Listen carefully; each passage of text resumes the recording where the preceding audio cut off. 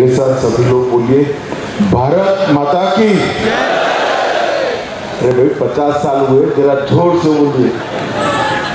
और कई सालों तक इस क्षेत्र में इस संस्था की सेवा की जरूरत है। जोर से बोलिए भारत माता की। मंच पर उपस्थित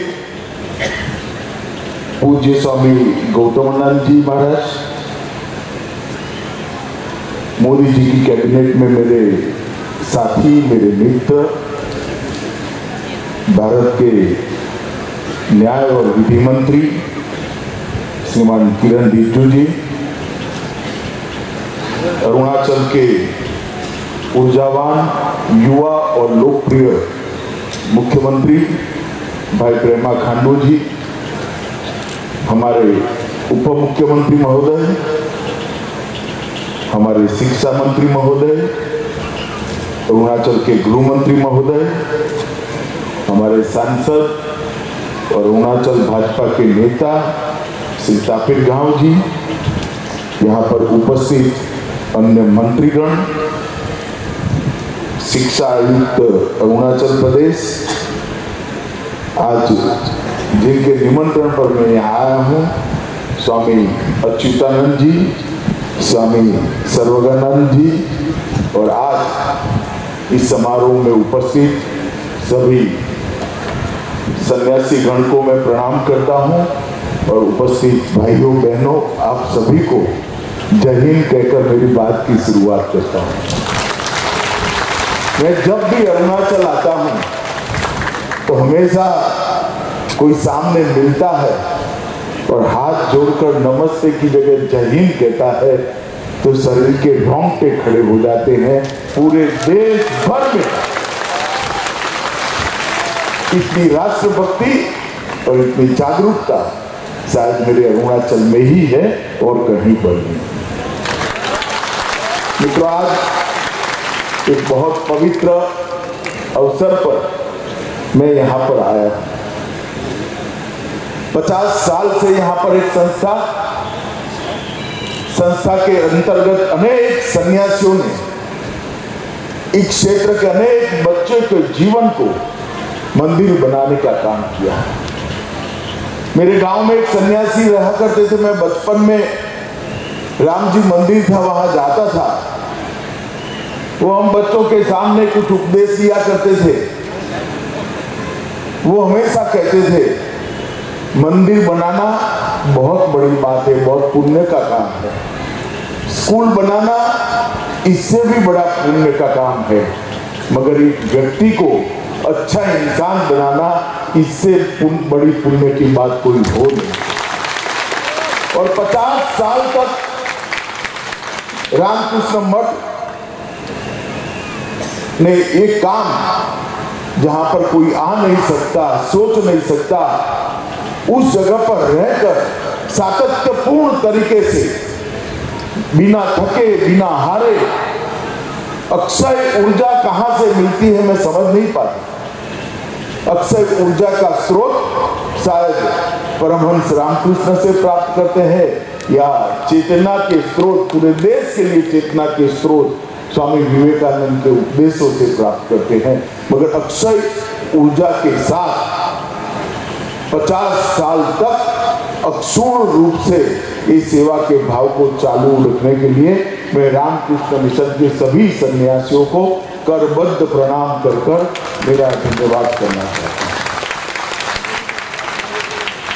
मैं यहां आया तब मुझे हेलीपैड पर लेने के लिए हमारे मुख्यमंत्री जी आए थे, किरण रिजिजू मेरे साथ थे। वो रास्ते में मुझसे बात करते थे।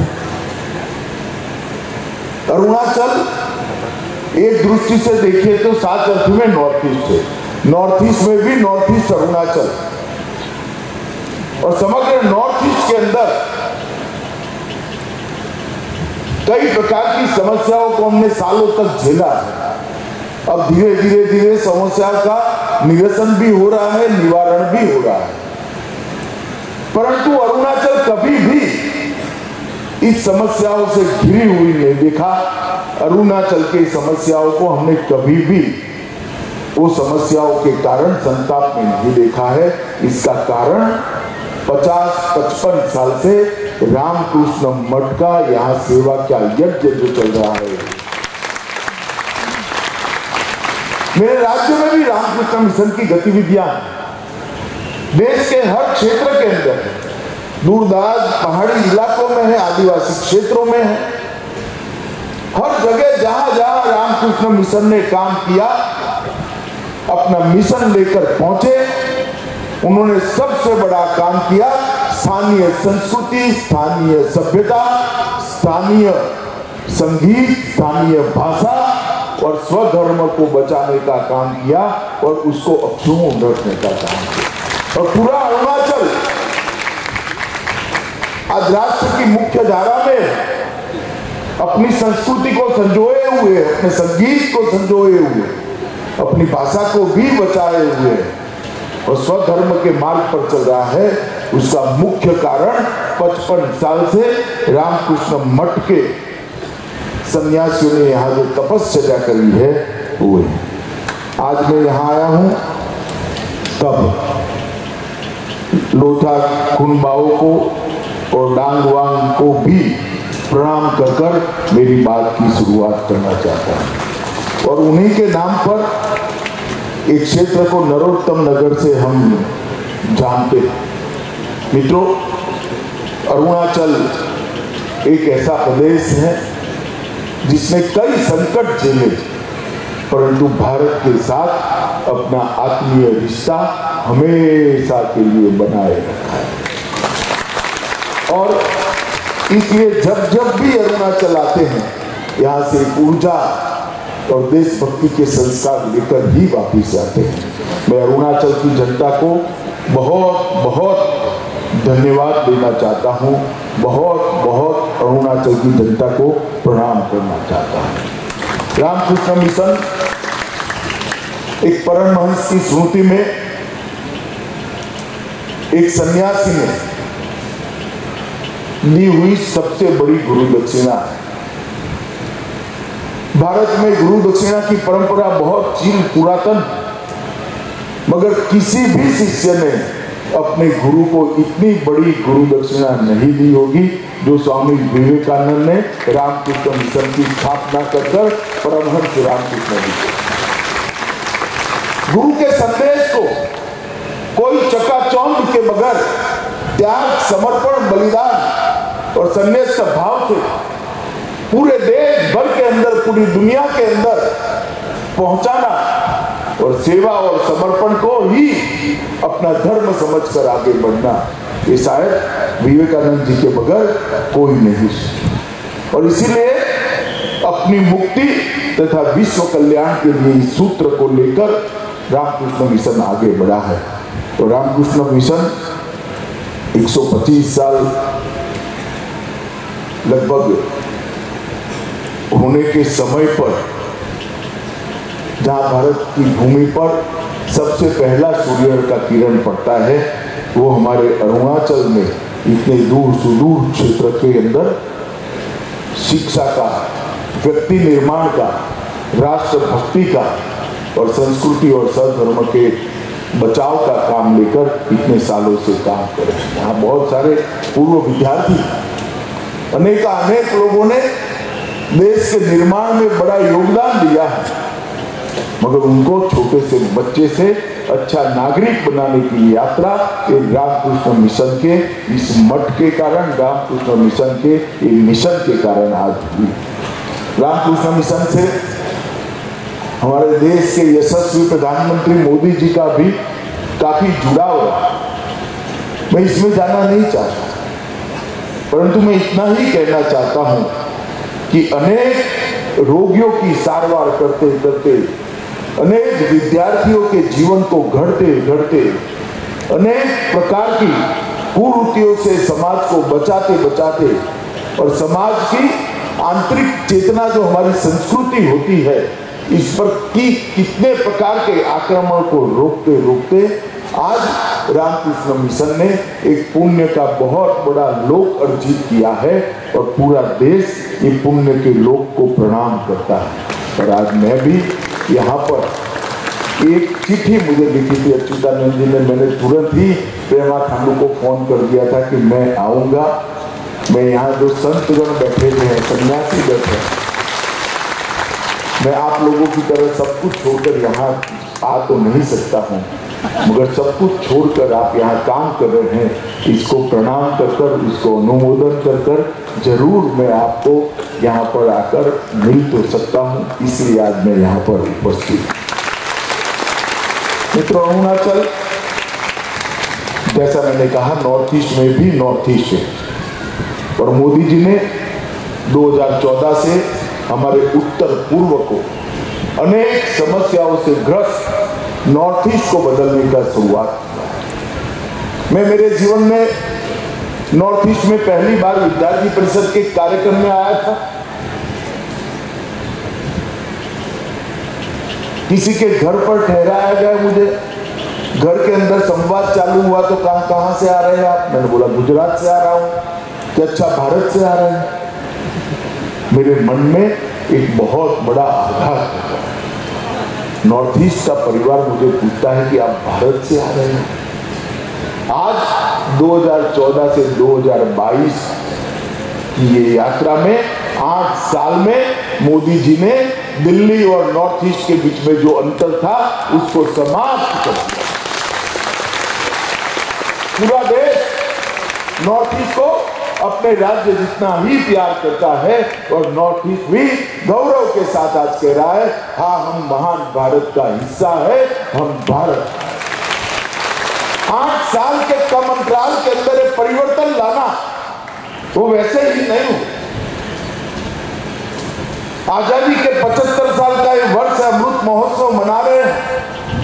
आज तक कोई भी प्रधानमंत्री 50 बार नॉर्थ ईस्ट में नहीं आया है। मोदी जी 8 साल में 50 से ज्यादा बार नॉर्थ ईस्ट के अलग अलग राज्यों को मिला। आज तक किसी भी प्रधानमंत्री ने नई शिक्षा नीति के तहत, राष्ट्रीय शिक्षा नीति के तहत नॉर्थ ईस्ट की भाषाओं की चिंता नहीं की। देश के प्रधानमंत्री नरेंद्र मोदी जी ने नॉर्थ ईस्ट की भाषाओं की चिंता की है, और नई शिक्षा नीति के तहत उनको प्राथमिक शिक्षा उस भाषा में देने की शुरुआत की। पेमा खांडू जी भी अरुणाचल की भाषाओं को संभालने के लिए काफी काम करें। हर प्रकार से, चाहे मन से नॉर्थ ईस्ट के लोगों को भारत के बाकी हिस्से से जोड़ना हो, चाहे एयर कनेक्टिविटी से जोड़ना हो, चाहे रेल कनेक्टिविटी से जोड़ना हो, चाहे रोड कनेक्टिविटी से जोड़ना हो, हजारों लाखों करोड़ के इंफ्रास्ट्रक्चर के प्रोजेक्ट नॉर्थ ईस्ट के लिए देकर इस हिस्से को भारत के साथ एक आत्मीय लगाव खड़ा करने का काम देश के प्रधानमंत्री नरेंद्र मोदी जी ने किया है। मित्रों, मैं पहले पूरे नॉर्थ ईस्ट का दौरा पार्टी का अध्यक्ष था, भारतीय जनता पार्टी का, तब मैंने किया। तब भी नॉर्थ ईस्ट को काफी अच्छे से जानने का प्रयास किया। तो जब गृह मंत्री बना तो नॉर्थ ईस्ट मेरे डिपार्टमेंट के अंदर ही आता है। अनेक प्रकार के अलग अलग समस्याएं जो खड़ी करी थी, कोई समस्या ही नहीं, मगर खड़ी की गई समस्याओं को सैन्य तरीके से धीरे धीरे नरेंद्र मोदी सरकार ने धैर्यपूर्वक एक एक कर इसका समाधान ढूंढने का। आज मैं गर्व के साथ कह सकता हूं कि 8 साल के अंदर 9000 से ज्यादा युवा जो रास्ता भटक गए थे, हाथ में हथियार लेकर अपने ही देश के सामने युद्ध का ऐलान किए हुए थे, हथियार डालकर आज मुख्य धारा में सम्मिलित होकर भारत के विकास के लिए काम कर। हमारा मणिपुर बंद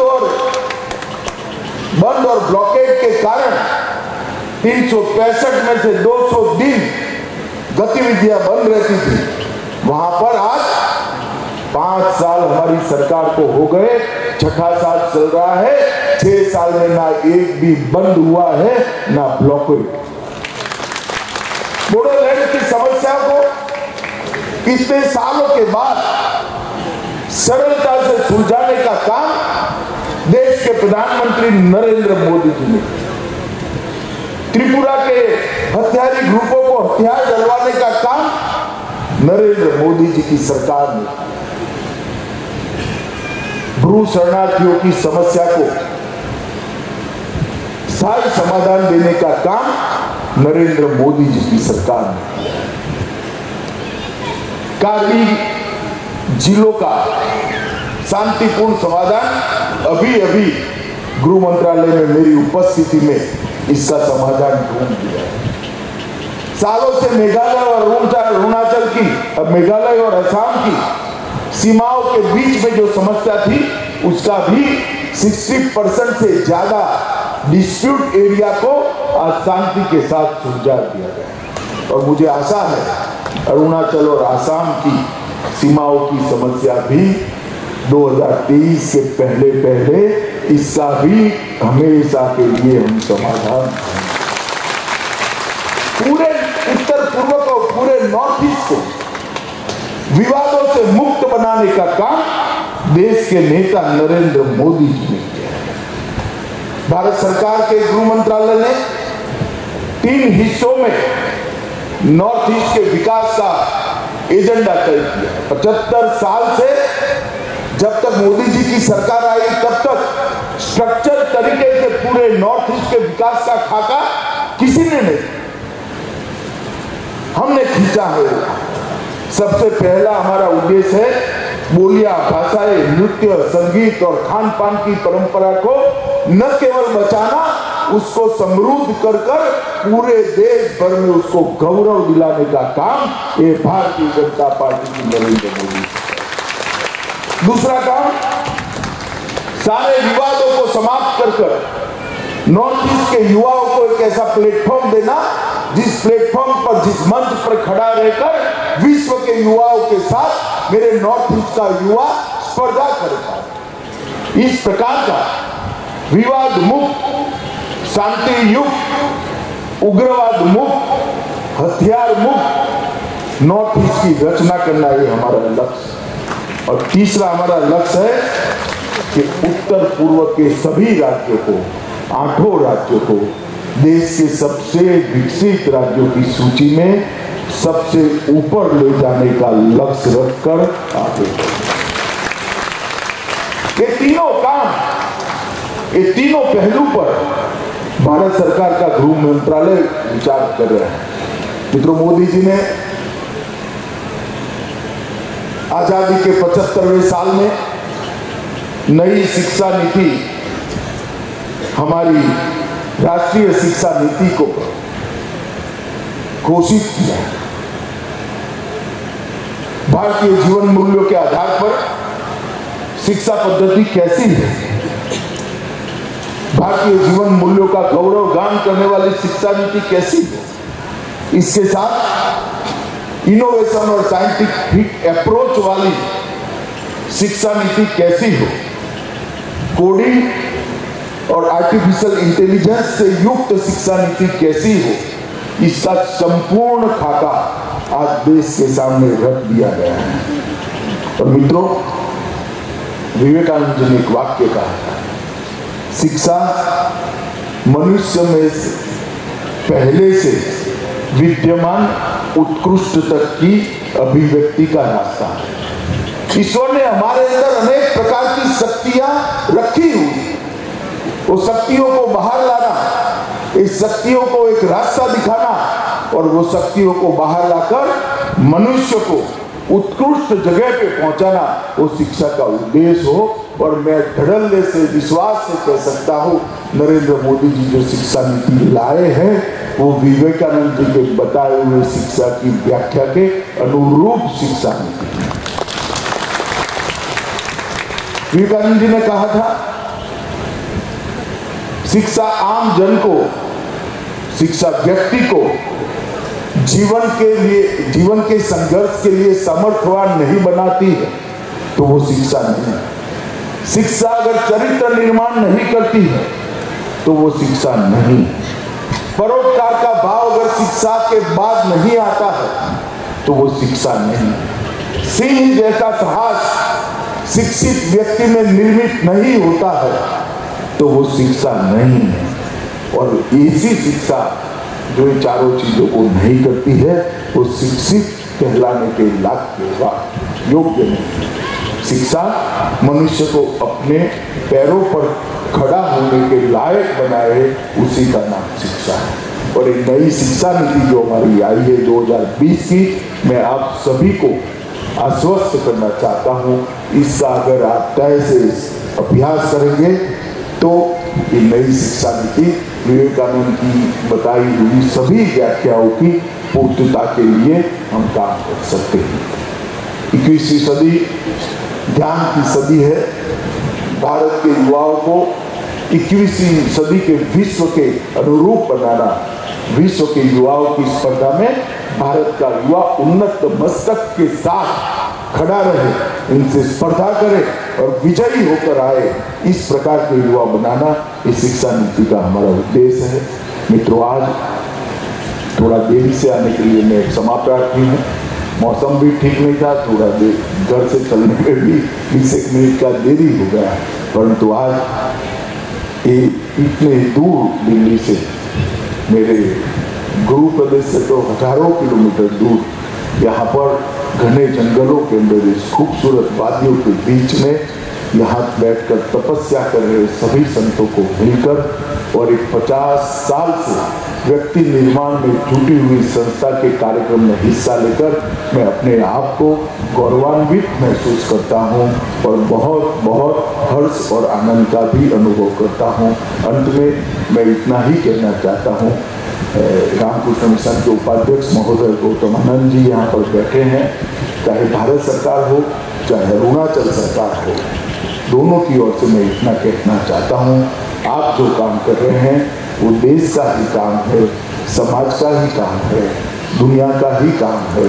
जहाँ पर भी सरकार की आपको जरूरत पड़े, सरकार सदैव मदद करने के लिए तत्पर रहेगी।